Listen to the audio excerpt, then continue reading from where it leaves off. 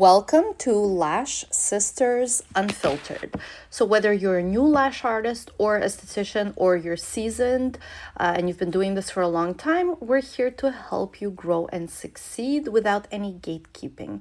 So today we're going to talk about something every lash lift artist has struggled with, and it's lash lifts that just do not lift, right? So maybe your lifts are uneven, or the lashes pop off the shields, or your results are just not lasting. So if this sounds familiar, you're not alone.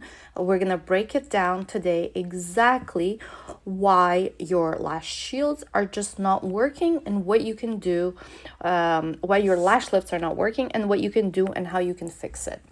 So Jana, my sister, is here and she's going to chat with us about this subject. She's been doing lash lifts already for how many years now?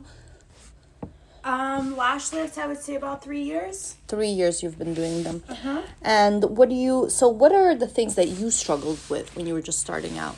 So when I just started out, I felt like I was really struggling with lifting. So having the lashes really lift properly. Okay. Right? And so I felt like that was the biggest struggle for me. So, I kind of had to try many different things. I had to, do little webinars online and figure it out. And now we're here and I love it. Mm-hmm. And what's your thoughts on what were your biggest struggles? Like what would happen? Like the lashes just wouldn't lift, and then what would you do? Like what did you think was the problem? Yeah, basically the lashes wouldn't lift. I mean, I didn't put it low enough on the shield, the product. Possibly also didn't leave it long enough, especially for lashes that aren't processed at all, very coarse, very thick. The lashes just wouldn't lift, and so I would panic a little bit. Then you're either have to restart, you're scared to over process, all that struggle stuff that comes The struggle with it. bus. Yeah, it's not fun. So that's what I struggled with for a little bit. Yeah, and like so often we get questions because we sell lash lift products, right? So we often get questions from lash artists that are like, your box says to keep the product on for like, let's say 7 minutes, 7 to let's say 13 minutes. I'm just coming up with a number. Can I leave it longer? Can I leave it less time? My client has weak lashes. Can I leave it for your box? The box says this, the box says that. And the truth is, listen, the box, don't worry about the box. If you know how to check the lashes for readiness, you're going to be able to work with any brand on the market, and it doesn't matter what the timing is, because you're going to know when the lashes are actually ready. You're not going to over process or under process, right? Exactly. So you really need to know how to really do the verification if the lashes are ready. If you don't know how to do that, you probably need another training, or really figure that out, because the box, it doesn't matter what the box says. It's like, also when people used to buy those lash lift stuff on Amazon. On Amazon, yeah, and it's like over processed, over curled, you don't want to do that to your clients, and so you really need to be careful and really know what you're doing with these lash lifts, which is why I recommend to check out our lash lift course.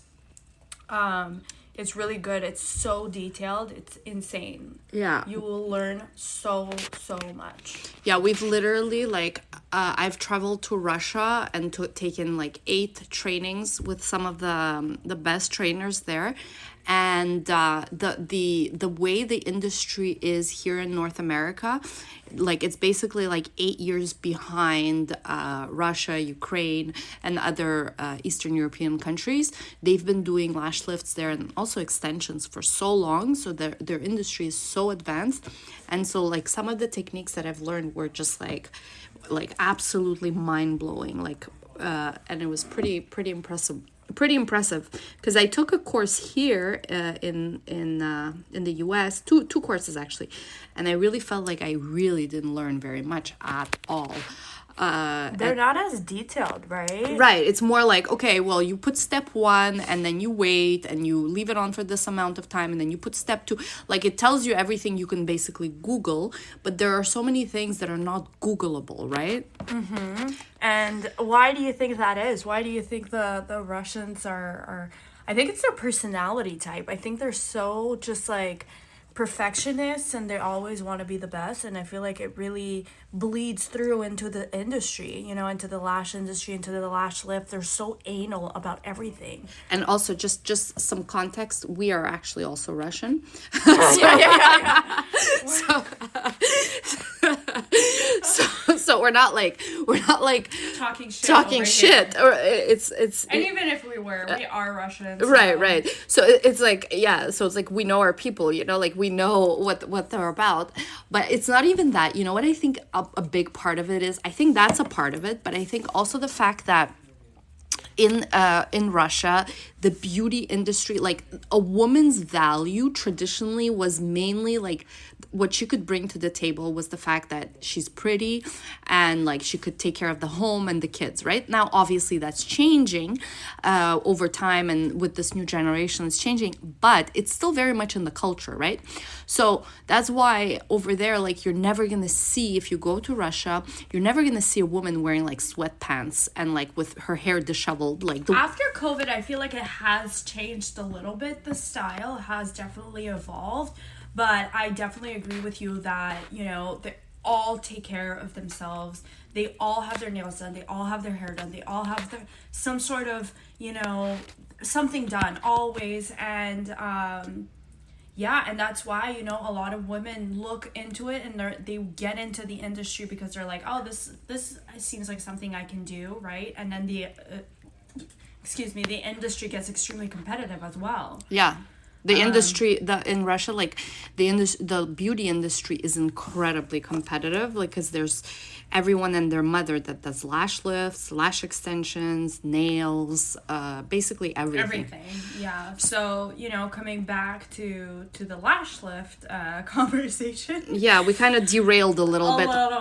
I think, learning as much as possible, constantly, even if we have a training online, we're still learning. We're still, following different lash lift, trainers out in other countries or...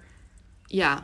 And then I do think that, like, for example, what we were talking about earlier, we got derailed once again, is like, why in Russia? Why is it so advanced? So because the value of the woman is that she's pretty, and so that's what she brings to the table.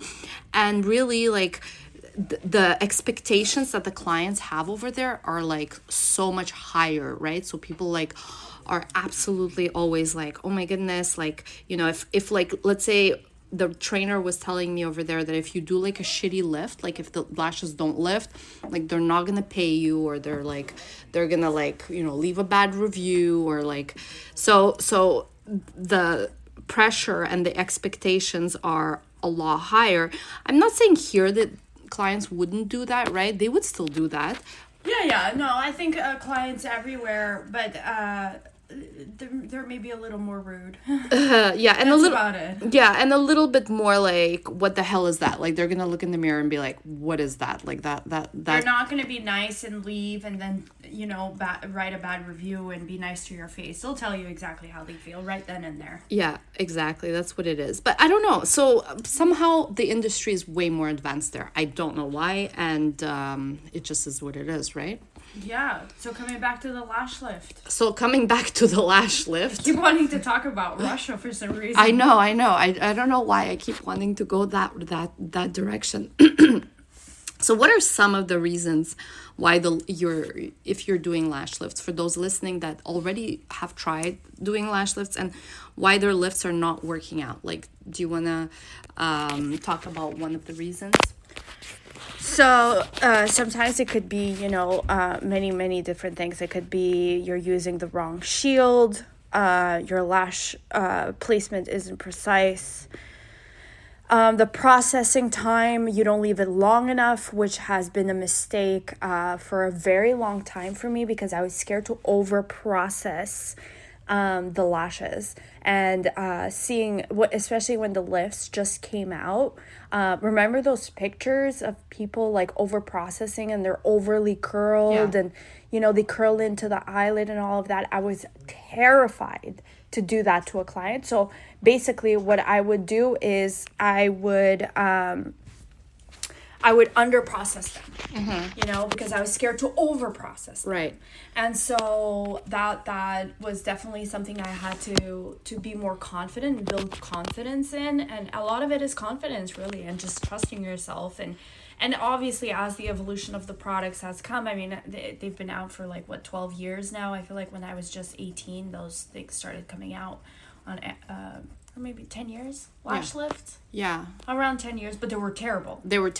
We didn't even do them up until about 3 years ago. Yeah, and now, because of the cysteamine-based product, the chances of over-processing are very, unlikely, right? Are lower, yeah. Much lower. And then there's the whole, you can always, what's it called? Uncurl? Reversal. Reverse the lash lift if it's overly processed, So there's different ways of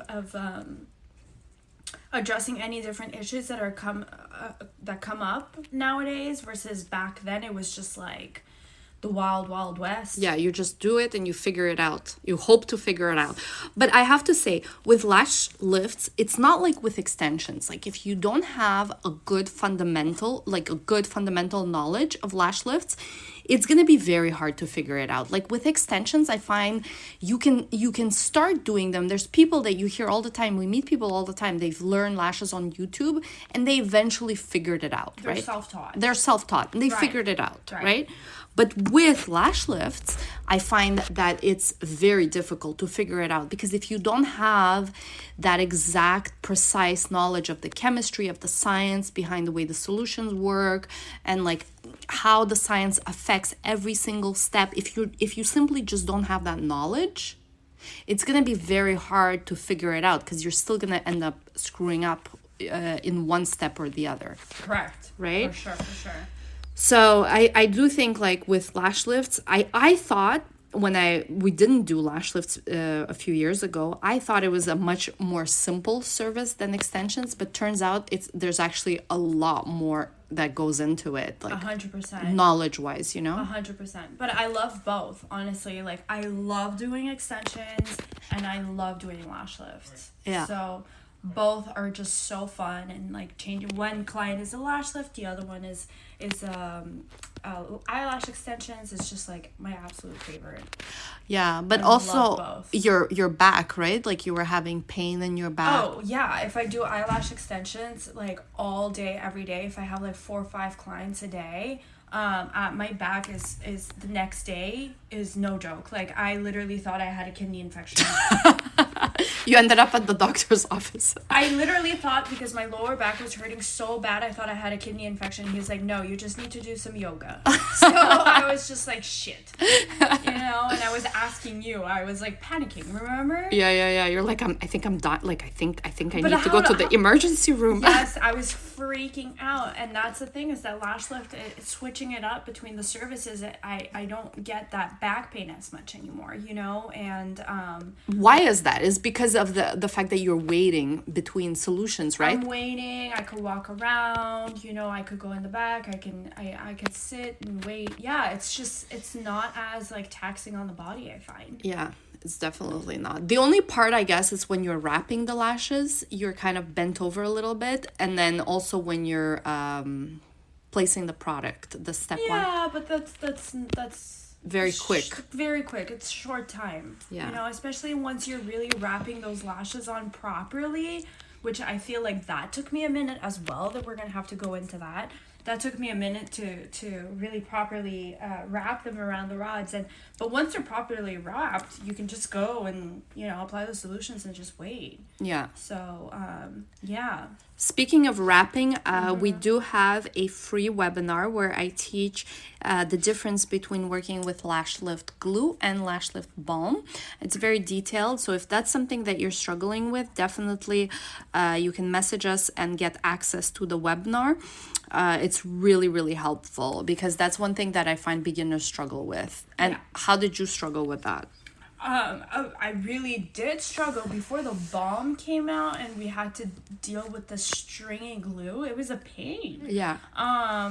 Also, learning the fact that when you're with the glue and you're applying, you apply a little more glue because you want to make sure that the lashes stay on and they don't pop off. And then the solution doesn't penetrate as well because the lashes are wrapped in glue.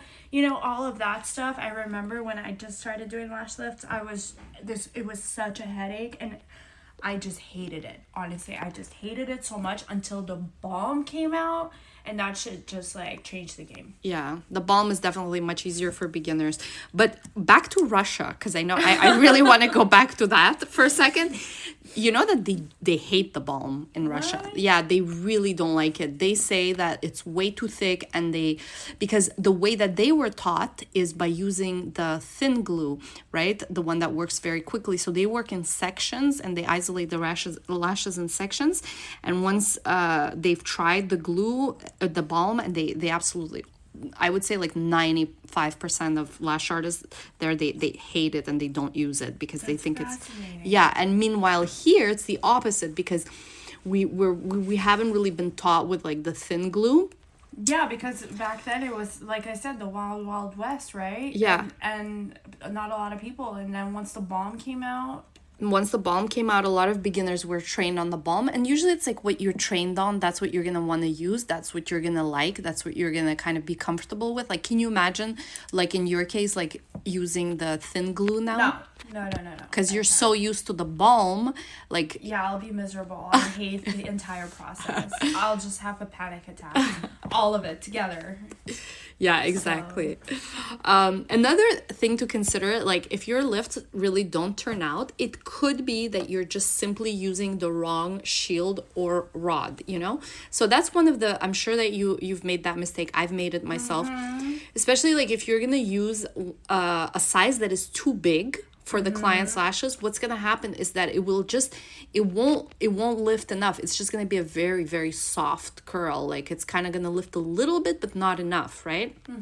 And if you use a small size, for the clients, let's say your client has really thick, long lashes, and you use a very small sized rod, then it's gonna over curl, and the lashes can literally bend into the eyelid, and that's also really annoying, and it doesn't look very good. I think I've done that mistake on you. Yes, you have absolutely done that, but going back again, it's okay if you do that mistake now, because you could always do a reversal, right?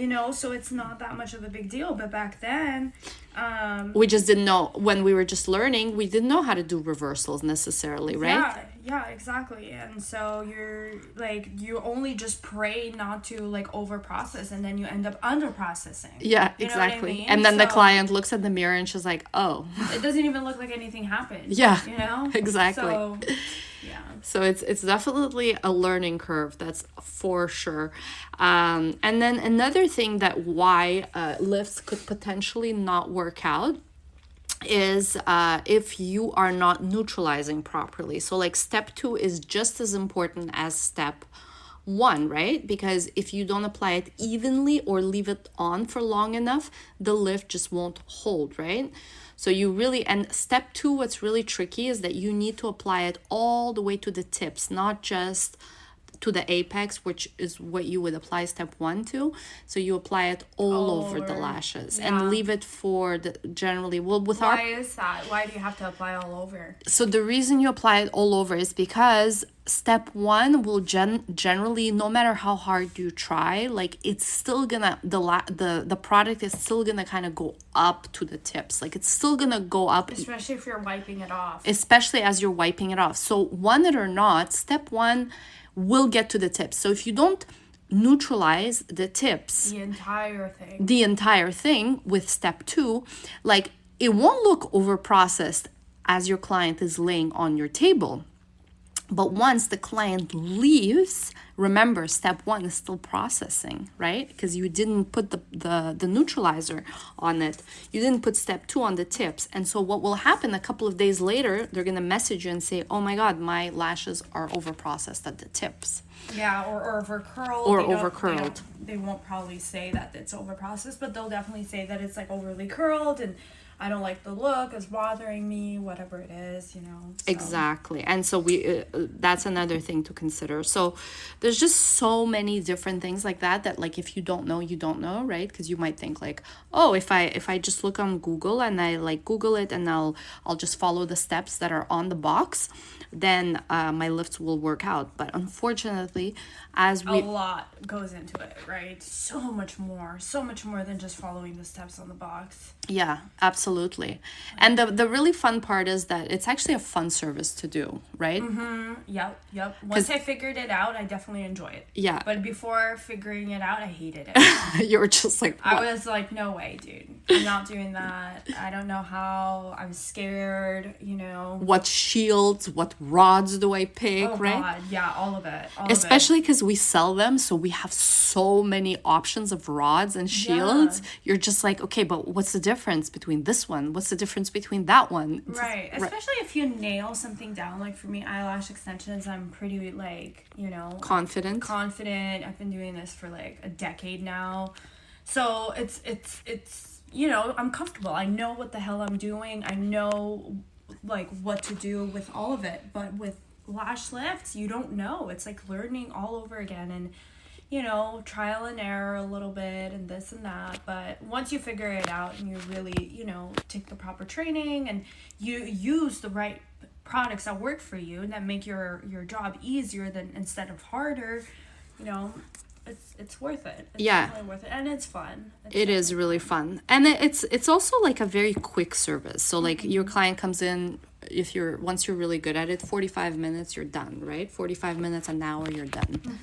Yep. So. Yep. About an hour for me. It's like always. Always about an hour. Huh? Yeah. 59 minutes, an hour, 100. Yeah. Yeah, because also you use cysteamine-based products. So cysteamine, they're usually they take a little longer than TGA. TGA is a faster processor. So I'd rather do the slow one. I'd rather do the slow one and not over-process and not panic. Yep, exactly, the entire time. So. Yeah, totally. My thoughts just as much.